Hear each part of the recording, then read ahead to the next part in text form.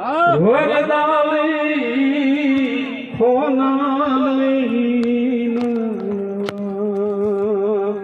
તો આ જે ગોહિલ પરિવાર છે એને ગંગા જળિયાની ઉપમા મળી છે અને આ બેનબા જ્યારે રમતા હતા અને એમાં લાજ રાખીને રમતા હતા.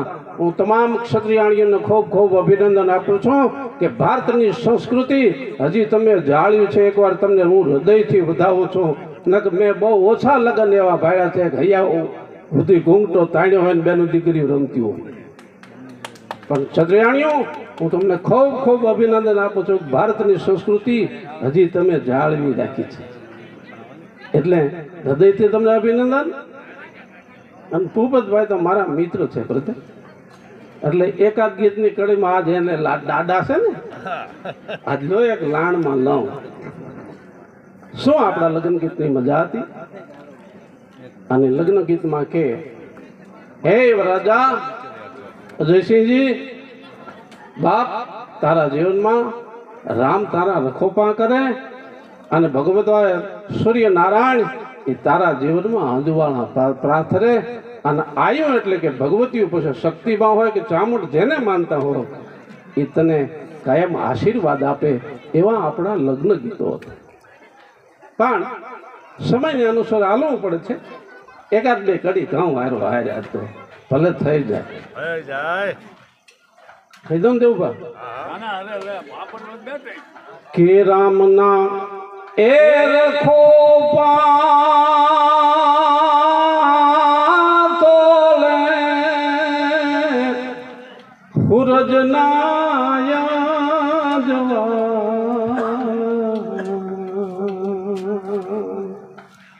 રામના એ રખો પાતોલે સૂરજના અંજવાળ એવી આયુ નાશીસે અલબેલો આવે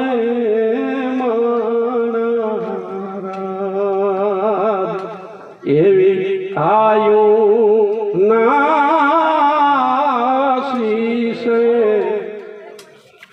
અલબેલો આવે. હવે અલબેલો શબ્દ કોને વપરાય એ કોક જૂના જાણીતા પૂછજો કે રાજાની પાછળ અલબેલો શબ્દ કેમ વાપરે છે. તો એ દાદા છે એ દયાલુ તોલે મામા છે માયાલુ. દાદા છે એ દયાલુ તોલે મામા છે રે માયાલુ. એવી જાડે રી જાને રે જાતિ લો આવે માણરાજ. એવી જાડે રી જાને રે જાતિ લો આવે માણરાજ. જેને જાતિનો શબ્દ દેવભા વાપરવામાં આવ્યો. અને હવે તો હું કાંઈ ત્યારે આગમ ન બાકી હેગો પાછું રેકોર્ડિંગ થાય છે પણ 50-50 વર્ષ પછી એ ગોતવું પડશે. પણ જેની માથે કાંઈક ઈશ્વરની કૃપા હશે, જેની માથે કોઈક ભગવતીની કૃપા હશે, ન્યા આવો બધું રૂડું દેખાય છે. બાકી અઘરો પ્રશ્ન દિવસે દિવસે થતો જાય છે. એ વરરાજાને અજયસિંહ વરરાજો છે એટલે હું ભૂપતભાઈને એમ કહું છું કે આજ લોભ ન કરતા કે તો કે ખોબે ને એ ધોબે રે દાદા ખારે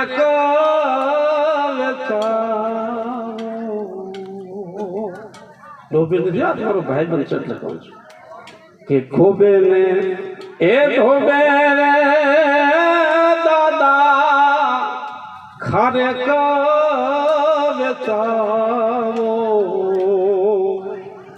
એવા હાચા રે મોતી રે વીરને વધાવો મહારાજ. એવા આપણા જે લગ્ન ગીતો હમણાં બેનભાઈએ બહુ સારી ગીત ગાઈ હતી.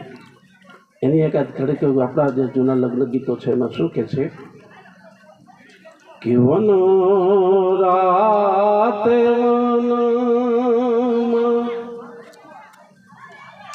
એમી ઢોલ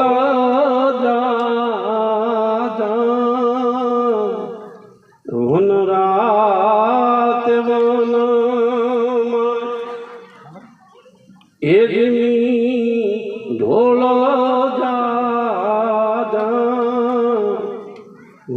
ઢોલ પરણે ઝાડવા બાલ એમાં આધ્યાત્મિકતા છુપાયેલી છે કે જે ઝાડવે મીઠોળ થાય એ મીઠોળ વરરાજાના હાથે આવે એ મીઠોળ ચાર ફેરા ફરે પણ ઝાડવું તો જ્ઞાનને ઊભું છે એ તો બાળ કુંવારું છે. આ ભારતની પરંપરામાં લખેલું છે.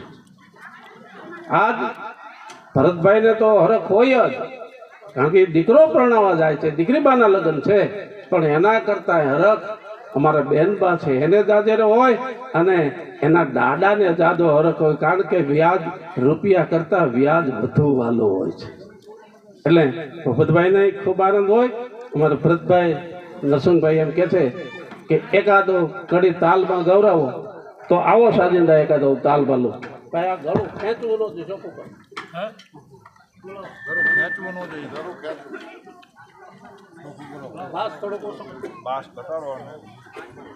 ભાઈ સાજિંદા મિત્ર છે ને એ 5 મિનિટ માટે આવો હાલ.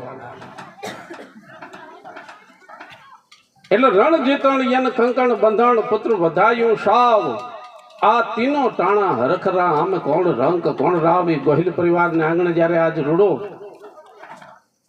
લગ્નનો અવસર છે અને એ અવસરમાં આમંત્રણને માન આપી અને મોઘેરા જે મહેમાનો પધાર્યા છે એ તમામનો હું સાપ્તાહિક સ્વાગત કરું છું.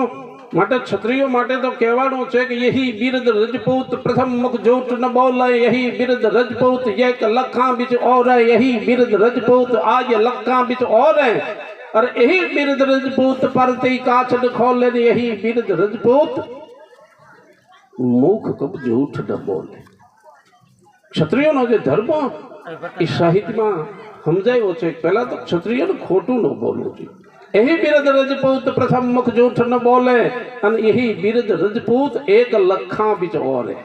वीर वसराज ने याद करो तो भले, हबीरसिंह जी गोहिल ने याद करो तो भले, मोखड़ा जी गोहिल ने याद करो तो भले, अरे पीर पाबो ने याद करो तो भले, के जे योद्धाओ थया એને યાદ કરો તો ભલે, એની પાછળ જે ક્ષત્રિયાણીનું અને બલિદાન છે એને લાખ લાખ વંદના કરવી પડે છે. એટલે આપણા ગીતોમાં પણ કે છે, આપણા લોકગીતોમાં પણ કે છે.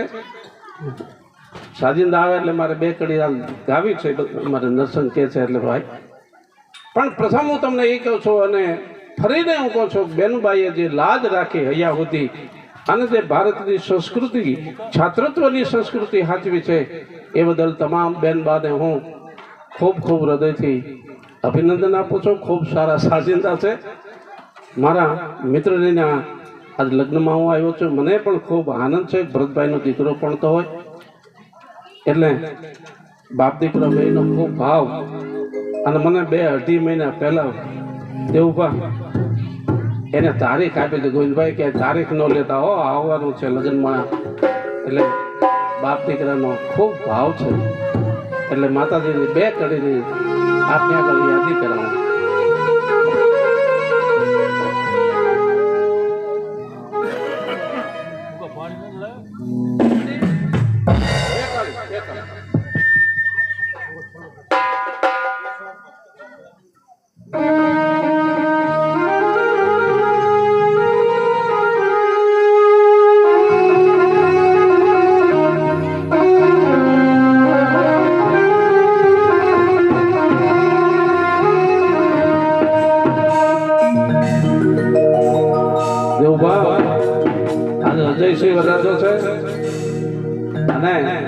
કવિઓએ વરસાદને પણ વરરાજાની ઉપમા આપી છે અને રૂડા પ્રસંગે રૂડા ગીત રૂડા લાગે એટલે બે કરી વરસાદ ઋતુમાં વરરાજાને ગાઓ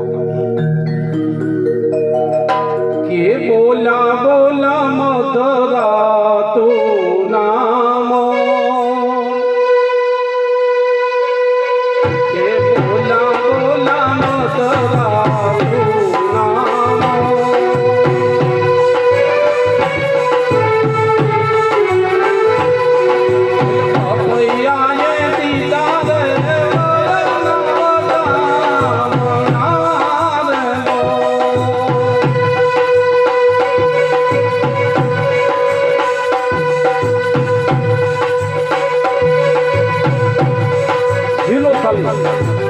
બોલા બોલા મધરા તું નામ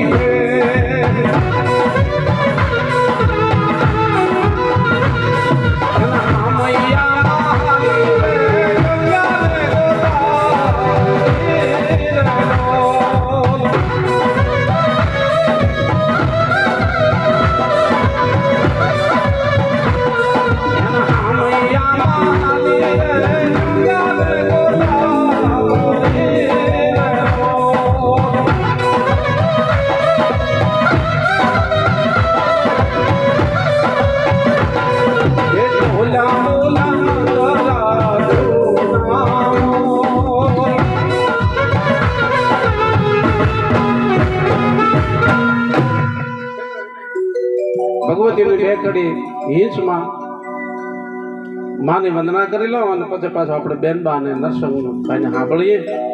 ખૂબ સારા ગાયક છે એટલે બે કડીમાં હું ભગવતીને યાદ કર્યું. કારણ કે જે ક્ષત્રિય ગોહિલ પરિવાર